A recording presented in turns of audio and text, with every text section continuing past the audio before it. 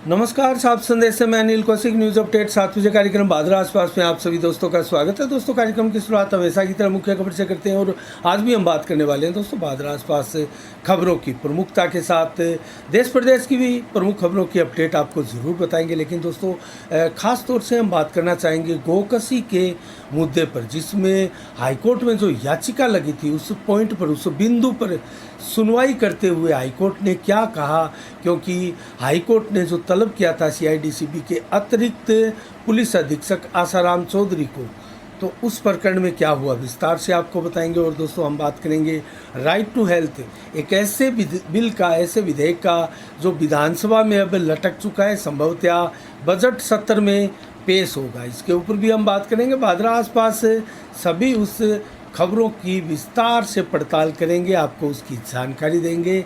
और शुरुआत करते हैं दोस्तों आसपास की प्रमुख छोटी छोटी उन खबरों का। तो दोस्तों, महाराजा अग्रसेन जयंती कार्यक्रम आज से भादरा में प्रारंभ हुआ है और ये 3 दिवसीय कार्यक्रम में सर्वप्रथम आज जो देर शाम को आयोजित किया गया वो कार्यक्रम था सांस्कृतिक कार्यक्रम, जिसमें अग्रवाल समाज के ही लोग, महिलाएं भाग लेंगे। और इसके अलावा कल 25 सितंबर को अग्रसेन महाजयंती मनाई जाएगी। दोस्तों, उसके लिए पिछले काफ़ी दिनों से तैयारियां ज़ोर शोर से अग्रवाल समाज द्वारा की जा रही थी। इसके अलावा 26 तारीख को अंतिम दिन महाराजा अग्रसेन की शोभा यात्रा निकाली जाएगी। तो ये 3 दिवसीय कार्यक्रम में बड़ी संख्या में लोग इसमें भाग लेंगे। इस पर विचार विमर्श भी किया जाएगा। और जो अग्रसेन चौक बन रहा है भादरा बाईपास पर, सरसा, आदमपुर और नोहर और भादरा में एंट्री करने वाले जो बाईपास है उसके ऊपर ये चौक प्रस्तावित है। इसके ऊपर भी वार्ता होनी है। और दोस्तों, इस कार्यक्रम में मुख्य अतिथि है अमित चचान, विधायक नोहर। और इसके अलावा गणेश राज बंसल है, सभापति है हनुमानगढ़ के। और बाल किशन गोल्यान है, अध्यक्ष है अंतर्राष्ट्रीय वैश्य सम्मेलन इकाई हनुमानगढ़ की। इसके अलावा रेखा गर्ग है, जो कि अध्यक्षा है महिला जागरूक समिति MJS की। इसके अलावा प्रत्येक उस अग्रवाल समाज की शख्सियत का सम्मान किया जाएगा। VDS संस्थान में ये सारे के सारे कार्यक्रम आयोजित किए जाएंगे। इसके अलावा दोस्तों, 2 अक्टूबर को राष्ट्रीय स्वयं सेवक संघ RSS का पथ संचलन का कार्यक्रम ज़ोर शोर से उसकी तैयारी की जा रही है। और उसको लेकर जो ड्रेसअप होती है RSS की, जिसको गणवेश कहते हैं, उसकी तैयारियां की जा रही है। सभी कार्यकर्ता ड्रेसअप होकर पूरे भादरा तहसील के मुख्य बाज़ारों से पथ संचलन कार्यक्रम का आयोजन करेंगे। इसके अलावा दोस्तों, रामलीला समितियों का लगातार रामलीला मंचन जारी है। रामलीला समिति, जो कि सबसे बड़ी रामलीला है भादरा की, उसका 57वां मंचन आज तीसरा दिन है और 14 दिन तक चलेगी। 5 अक्टूबर को दशहरा महोत्सव भादरा के खेल स्टेडियम में भव्य तरीके से मनाया जाएगा। और इसके अलावा आदर्श रामलीला कमेटी का भी भव्य मंचन आज दूसरा दिन है। 37वां आदर्श रामलीला कमेटी का मंचन ये इस बार होने जा रहा है। तो दोस्तों, इस मंचन में कल नारद मोह की लीला खेली गई, आज श्रवण कुमार की शानदार लीला का मंचन होगा। और रावण, कुंभकर्ण और विभीषण द्वारा भगवान श्री ब्रह्मा जी से वरदान मांगे जाएंगे। इसके अलावा सीता का जन्म भी आज ही के दिन होगा। तो शानदार लीला है। और आज बड़ी रामलीला जो समिति की रामलीला है, उसमें आज ताड़का वध का बहुत ही डरावना और बेहद शानदार सीन दिखाया जाएगा। इसके अलावा 29वां दुर्गा पूजा महोत्सव कार्यक्रम भी 26 से परसों प्रारंभ हो रहा है और 4 अक्टूबर तक ये कार्यक्रम चलेगा, क्योंकि 25 तारीख को श्राद्ध जो है वो समाप्त हो रहे हैं और 26 तारीख को नवरात्रा की स्थापना प्रारंभ हो जाएगी। और नवरात्रा 9 दिन तक चलने वाला भादरा का प्रमुख धार्मिक त्यौहार है, जिसको लेकर सभी अपने अपने घरों में माँ दुर्गा की पूजा करते हैं और विधिवत पूजा अर्चना के साथ साथ नवरात्रे भी रखते हैं। इसके अलावा दुर्गा पूजा कमेटी द्वारा लगातार ये भादरा में 29वां कार्यक्रम जारी है और इसके अलावा लोहारीवाला धर्मशाला में ये कार्यक्रम आयोजित हो रहा है। इसके अलावा दोस्तों बात करें हम अन्य खबरों की, तो गोकसी की घटना पर हम विस्तार से आज बात करना चाहेंगे, क्योंकि गोकसी की घटना का एक प्रकार से याचिका के बाद हाई कोर्ट में सुनवाई हो रही है मामले की, और जो मुख्य न्यायाधीश है जिनकी देखरेख में ये सुनवाई गोकसी की घटना की हो रही है वो है दिनेश मेहता। दोस्तों आखिर क्या थी याचिका जो लगाई गई थी हाई कोर्ट में, और क्या रहा प्रकरण 11 जुलाई की घटना है। उसके बाद में एक वीडियोज़ वायरल होता है, बार बार हमने आपको बता चुके हैं, और उसके बाद में धरना प्रदर्शन होता है, पुलिस द्वारा बलपूर्वक धरना प्रदर्शनकारियों को खदेड़ दिया जाता है। चिड़िया गांधी बड़ी में 8 दिन तक कर्फ्यू लगता है और बहुत से लोगों की गिरफ्तारियां होती है, और गोकसी की घटना की एफएसएल रिपोर्ट आती है, पुलिस उसकी पुष्टि करती है कि एफएसएल रिपोर्ट जो है वो पॉजिटिव आई है। उसके बाद में जब संसद भवन में राहुल कसवां द्वारा इस गोकसी प्रकरण का मामला उठाया जाता है और बताया जाता है कि एक प्राइवेट सैंपल की रिपोर्ट जो है वो पॉजिटिव आई, और उसके बाद में भादरा में तनाव है, इसकी उच्च स्तरीय जाँच होनी चाहिए और सीबीआई जाँच इसकी होनी चाहिए। तो कुल मिला के सीबीआई जांच की मांग बार बार क्षेत्र से उठ रही है और अनेकों संगठनों द्वारा ये मांग बार बार की जा रही है, और इसके अलावा जो प्राइवेट सैंपल देने वाले लोग हैं वो भी अब अपना नार्को टेस्ट और सीबीआई की जांच की मांग कर रहे हैं, और बड़े बड़े नेताओं से भेंट करके मामले को सीबीआई के सुपुर्द करने की मांग की जा रही है। आखिर क्यों इस मामले को लेकर इतना क्षोभ है लोगों में, आखिर भाईचारा जो खराब हो रहा है और एक प्रकार से शांति बहाली की दिशा में बहुत बड़ा रोड़ा एक प्रकार से भादरा क्षेत्र में गोकसी की घटना के रूप में सामने आ चुका है, जो कि धारा 144 के रूप में लगातार क्षेत्र के लिए टेंशन, पुलिस प्रशासन के लिए सिरदर्दी अभी तक बना हुआ है। कब शांत होगा मामला और कब ये धारा हटेगी, कब शांति और अमन चैन भाईचारा कि यहाँ भादरा में पुनः एक बार स्थापना होगी। दोस्तों जो हाईकोर्ट में जो याचिका की सुनवाई चल रही है उसमें सीआईडीसीबी के अतिरिक्त तो पुलिस अधीक्षक आसाराम चौधरी को मय दस्तावेज तलब किया गया था, उन्होंने दस्तावेज प्रस्तुत कर दिए, और इसके साथ बिरानी एसएचओ ओम प्रकाश भी अपने रिकॉर्ड के साथ प्रस्तुत हुए, और अन्य पुलिस अधिकारी भी मय रिकॉर्ड जोधपुर हाईकोर्ट में प्रस्तुत हुए। और सारे प्रकरण को सुनने के बाद में न्यायाधीश दिनेश मेहता ने सुनवाई करते हुए 13 अक्टूबर को, आगामी 13 अक्टूबर को अगले महीने अर्थात 15-17 दिन बाद में एक बार फिर इसकी सुनवाई होगी।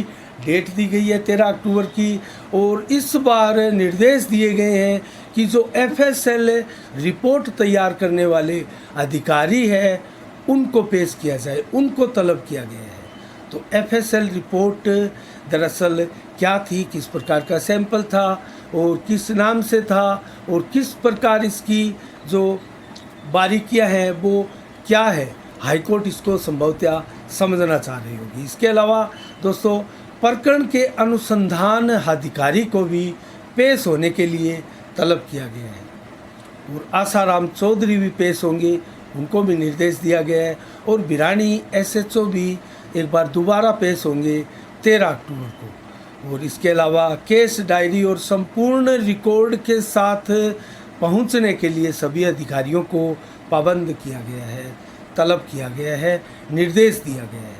तो क्या अब हाईकोर्ट इस मामले का निचोड़ निकाल देगा? हाईकोर्ट में सुनवाई के दौरान दूध का दूध और पानी का पानी गोकसी प्रकरण में क्या हो जाएगा, ये बहुत बड़े सवाल है। इसके लिए आपको और हमें, हम सबको इंतज़ार करना होगा कुछ और दिनों का। और 13 अक्टूबर को क्या होता है, एफएसएल रिपोर्ट जो देने वाले अधिकारी हैं उनकी और उन तमाम अनुसंधानकर्ता और सभी पुलिस अधिकारियों की अब हाई कोर्ट में पेशी है, और हाई कोर्ट में वो क्या कहते हैं, क्या रिकॉर्ड पेश करते हैं, और जज साहिबान को क्या लगता है इस पूरे प्रकरण में। तो ये मामला नज़रें हमारी भी बनी रहेगी। अब बात करते हैं दोस्तों, राइट टू हेल्थ बिल आखिर क्या था और क्यों विधानसभा में अटक चुका है और अब इसके आगामी बजट सत्र में पेश होने की संभावनाएं व्यक्त की जा रही है। आखिर क्या है राइट टू हेल्थ और क्यों इसको लेकर निजी अस्पताल के संचालन, डॉक्टर आदि सभी इसके विरोध में उतर आए हैं।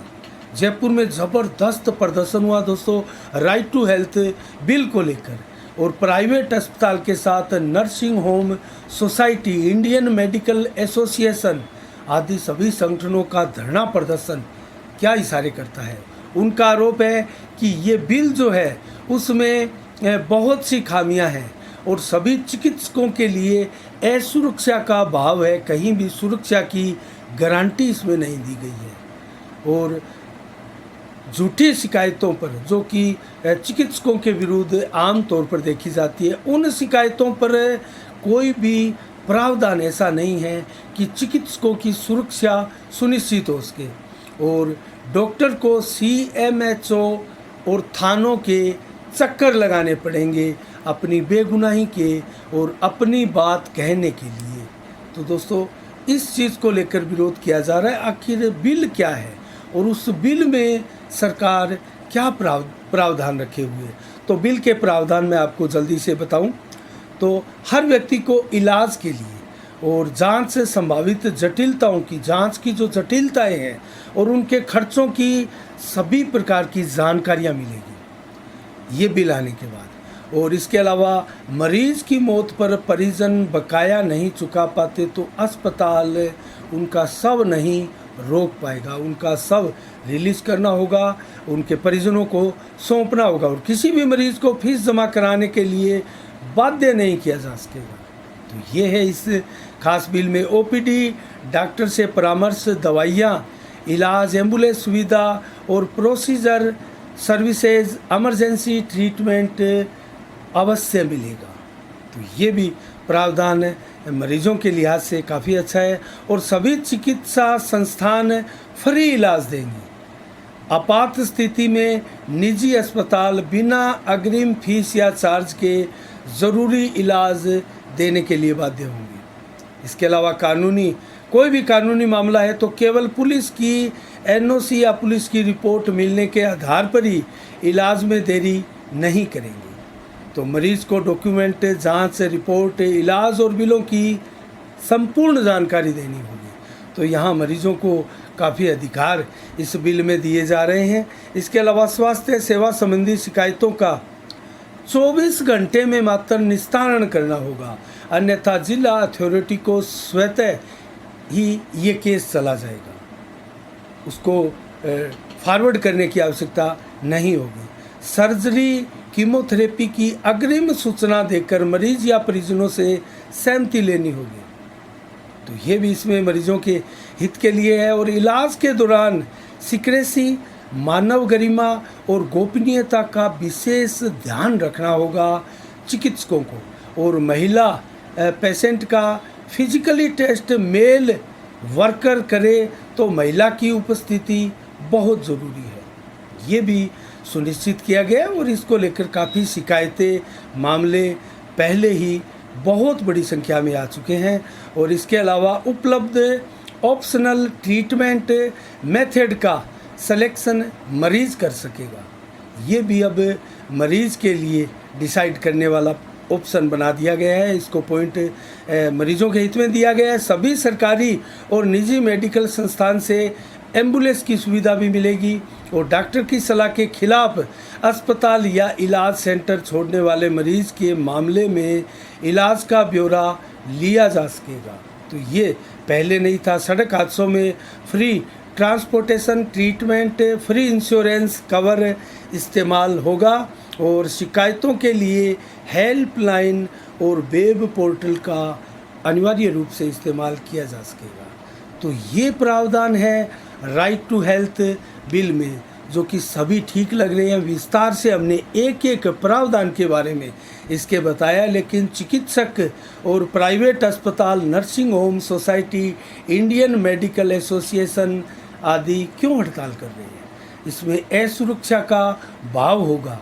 ये चिकित्सकों की बात ज़रूर विचारणीय बिंदु है। दोस्तों, बहुत से मामलों में डॉक्टर्स भी आत्महत्या कर लेते हैं और बहुत से मामलों में पुलिस प्रशासन द्वारा थानों में चिकित्सकों को परेशान करने के मामले भी आते हैं और झूठी शिकायतें भी अमूमन बहुत बड़ी संख्या में होती है। कई बार मरीज़ के अभिभावकों के साथ कुछ ऐसे लोग भी आते हैं जो मर्यादाओं को पार करते हुए भी झूठी शिकायतें करते हुए और हो हल्ला करके अस्पताल की बदनामी या चिकित्सक के खिलाफ केस दर्ज करने आदि अनेकों तरह के मामले आते हैं। तो कुल मिला के भारतीय जनता पार्टी और कांग्रेस के सामूहिक विधायकों ने भी बहुत बड़ी संख्या में इसका विरोध किया है और इसमें सुधार की मांग की है।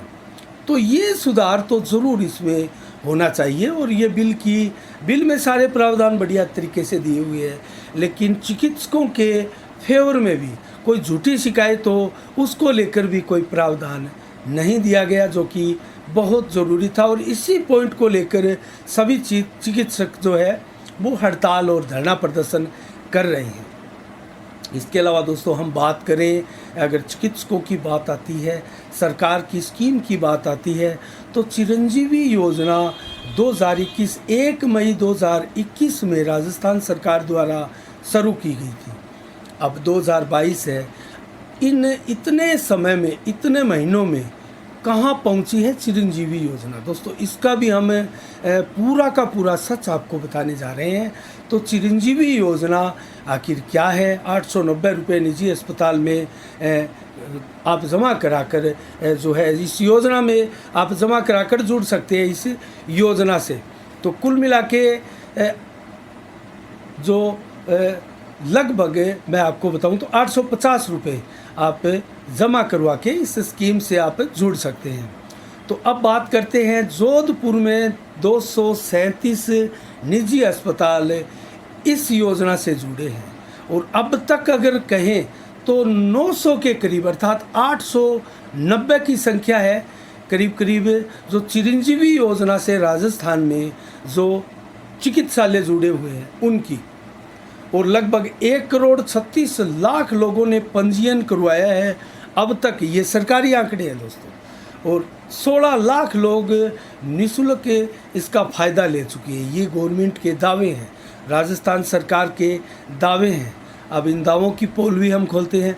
हनुमानगढ़ ज़िले में 3,48,000 परिवार जुड़ चुके हैं, ऐसा आधिकारिक आंकड़ा बताता है। और अस्पतालों को अब तक 5 करोड़ का क्लेम भी ज़िले में मिल चुका है और 3,89,00,000 निजी अस्पतालों को ये क्लेम मिला है और 1,11,00,000 की सरकारी अस्पतालों को एक प्रकार से ये क्लेम मिला है।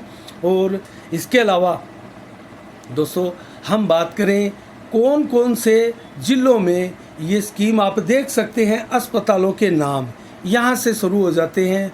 विभाग की इस स्कीम की जो कमज़ोरियाँ हैं, वीकनेस है, वो जयपुर में 237, जबकि चूरू में 7, अजमेर में 18, अलवर में 11, बीकानेर में 26 अस्पताल जुड़े हैं, गंगानगर में 13 अस्पताल जुड़े हैं और झुंझुनू में 24, सीकर में 34 और हनुमानगढ़ जैसे कई ऐसे भी ज़िले हैं जिनकी आप वेबसाइट पर, सरकारी वेबसाइट पर जाएंगे आप तो चिरंजीवी योजना की, तो ये ज़िले क्लिक हेयर जहाँ लिखा है वहाँ क्लिक करेंगे तो ये साइटें नहीं खुलेगी आपको। ये साइटें अभी बंद है, इसको ब्लॉक किया गया है सरकार द्वारा।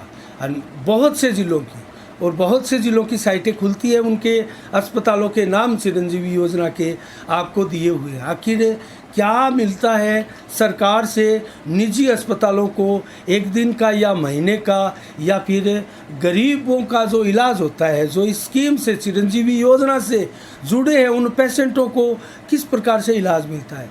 दोस्तों, जो महंगा ट्रीटमेंट है, जो महंगी दवाइयाँ हैं और जिससे बहुत जल्दी मरीज़ जो है रिकवर होता है, ठीक होता है, वो दवाइयाँ चिरंजीवी योजना में कतई नहीं मिलेगी आपको। और डॉक्टर्स इसके लिए आपको खुद बोलकर बताते हैं। अगर आप चिरंजीवी योजना में आप कुछ दवाइयों के नाम रख लीजिए और पता कर लीजिए कि किस बीमारी में कौन सी दवा सबसे कारगर है, और उन दवाओं का आप अपने पेशेंट को जब अस्पताल में, निजी अस्पताल में चिरंजीवी योजना से जुड़ा हुआ हो जो अस्पताल, वहाँ आप लेकर जा रहे हैं, तो उन दवाओं के बारे में आप अस्पताल में मुख्य चिकित्सक से बात कीजिएगा कि डॉक्टर साहब ये दवाई आप क्यों नहीं लिख रहे हैं, ये क्या दवाइयाँ लिखी है आपने जो इस पर्ची में दिखाई दे रही है, ये दवाई तो इस इलाज में सबसे कारगर बताई जा रही है।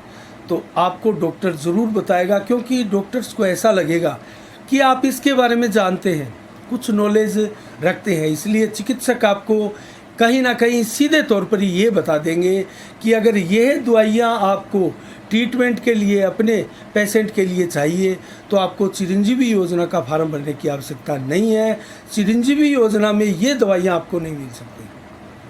तो दोस्तों कितना बड़ा फॉल्ट है, और आपको वो दवाइयाँ दी जाएगी जिससे आपकी हेल्थ, अगर एक आम चिकित्सक एक आम ट्रीटमेंट के तहत तो 2 या 3 दिन में आपको स्वस्थ करते हैं, तो वो आपको 10-15 दिन या महीना भी लग सकते हैं, और ज़रूरी नहीं कि उस बीमारी से निजात मिल ही जाए। दोस्तों कहीं कोई गड़बड़ भी हो सकती है, पेशेंट की जान भी जा सकती है लापरवाही के चलते, उचित दवाई न मिलने के चलते पेशेंट की जान भी जा सकती है। तो ये है आपकी चिरंजीवी योजना, और किसी भी चिकित्सालय में जाइए आप, निजी चिकित्सालय में आप इन चीज़ों का पता कीजिए। आप अपने पेशेंट के, जो आपका पेशेंट है, आप जो पेशेंट को लेके जा रहे हैं उसकी बीमारी क्या है, उससे जुड़ी हुई दवाइयाँ आप सर्च करके देख लीजिएगा, उसमें क्या कारगर दवाइयाँ हैं उस इलाज के लिए, और उसके बाद में उस बीमारियों के नाम आप एक पर्ची पर लिख लीजिएगा। और उसके बाद में अस्पताल में जब डॉक्टर, चिकित्सक आपको पर्ची लिख कर दे, तो उस मेडिकल स्टोर वालों को भी आप पूछ लीजिएगा, डॉक्टर से नहीं भी पूछिएगा तो वो मेडिकल स्टोर वाले आपको बता देंगे कि ये दवाई आपको चिरंजीवी योजना में नहीं मिलेगी, क्योंकि हमें मना किया गया है, और ये दवाई हम देंगे तो आप चिरंजीवी योजना में अपना इलाज नहीं करवा पाएंगे। और हो सकता है आपको चिकित्सक भी ये इलाज के लिए ये दवाइयों के बारे में स्पष्ट बताते, तो आप अब अंदाज़ा लगा सकते हैं कि चिरंजीवी योजना गरीबों के लिए बनी है, तो क्या जो महंगी दवाइयाँ हैं, जो गरीबों के इलाज में सहायक सिद्ध हो सकती है, क्या उन दवाइयों को लेने का हक सिर्फ़ और सिर्फ अमीर व्यक्तियों के लिए ही है? क्या अमीर व्यक्तियों के लिए ही सरकार कोई योजना बनाती है? गरीबों के लिए ये दवाइयाँ उनकी पहुंच में नहीं है? ये बहुत बड़े सवाल है दोस्तों, आप इनकी बारीकी तक जाइएगा। चिरंजीवी योजना का हमने आपको जो सच बताया है, चिरंजीवी योजना का ये कटु सत्य है, ये कहीं से भी आप पता कीजिएगा। और इसके अलावा वेबसाइट भी आप देखिएगा, चिरंजीवी योजना राजस्थान की हर ज़िले की आप अलग अलग लिस्ट, सूची आप देख सकते हैं। आप जो विभाग की साइट पर आप जाएंगे तो ज़िला वाइज आपको सारा विवरण मिलेगा, लेकिन हनुमानगढ़ ज़िले की वेबसाइट पर आप जाएंगे तो क्लिक करेंगे, आगे जो क्लिक हेयर लिखा है वहाँ क्लिक करेंगे तो वो नहीं खुलेगी, आपको जानकारी नहीं मिलेगी किसी ज़िले में कौन कौन से चिकित्सालय, कौन कौन से अस्पताल चिरंजीवी योजना से जुड़े हुए हैं। हम आपको ज़रूर बताएंगे, आगे भी हमारी नज़रें इस योजना को लेकर बनी रहेगी।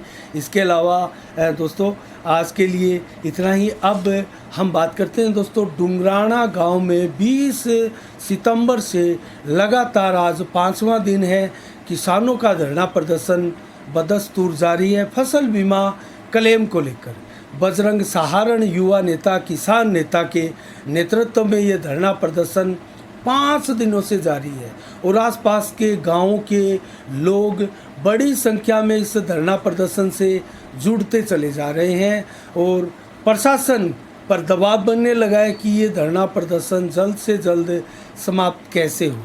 और दोस्तों धारा 144 अभी भी लगी है, सड़क को नहीं रोका गया है, लेकिन डुंगराना बस स्टैंड पर ये धरना प्रदर्शन लगातार एकदम शांति प्रिय तरीके से जारी है, और किसान रोज़ाना इस पर धरने पर आते जा रहे हैं और संख्या भी बढ़ती जा रही है। और 2020 की रबी फसल के बीमा को क्लेम को लेकर है, और 2021 के खरीफ की फसल के बीमा क्लेम जो रुके हुए हैं उसको लेकर ये धरना लगाया गया है। इसके अलावा दोस्तों आज जो 5वें दिन वक्ताओं ने संबोधित किया, विभिन्न वक्ताओं ने, उनमें चंद्र सिंह मुंड, करशन मेला, इंद्राज मुंड, जयलाल गोदारा, रामसरा गांव के ओम प्रकाश एचरा, सई राम गोदारा, रामकिशन तेतरवाल, जिज्ञाश्री बड़ी से निहाल सिंह भाकर, दलीप सामोता, चंद्रमान रणवा, मेलिया के अमित बोजला के, और इसके अलावा भूप सिंह गिल गेहूँ गांव के, संतलाल मेघवाल।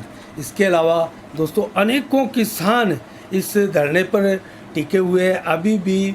पुष्करण सिहाग, पवन कलाना, प्रभु सिंह बोजला, तुलसाराम, इसके अलावा द्वारका प्रसाद, मंदरूप नाई भाटी, प्रताप जाखड़, संदीप रणवा, दीपक गोदारा, नथुराम गोदारा और जयलाल ढाका, अजय मैया, हेमराज मेघवाल, राकेश कुमार, इमरान खान आदि अनेकों किसान इस धरना प्रदर्शन पर डटकर जमे हैं, बैठे हैं, और इन सभी ने अपने अपने विचार इस 5वें दिन के धरना प्रदर्शन में रखे। और बजरंग सहारण द्वारा भी दोस्तों किसानों को संबोधित किया गया और बीमा क्लेम से जुड़ी हुई सभी बारीकियों को विस्तार से बताया गया। तो आखिर कब सरकार ये मांगे मानेगी? इसके अलावा दोस्तों हम मंडियों के भाव से शुरुआत करते हैं। आज गंगानगर मंडी में नरमा के भाव जो है 9,072 रहे, चना के भाव 4375, सरसों के भाव 5,711, मूंग के भाव 6160 रुपये प्रति कुंटल रहे। और नोहर मंडी में मोट बिके हैं दोस्तों 6,050, मूंग बिका है 7245 रुपये प्रति कुंटल, और चना बिका है 4600 रुपये, तारामीरा बिका है 4,950, इसके अलावा ग्वार बिका है 4875, मूंग के भाव 2200, जौ के भाव 2398, मूंगफली बिकी है 6,595 रुपये प्रति कुंटल।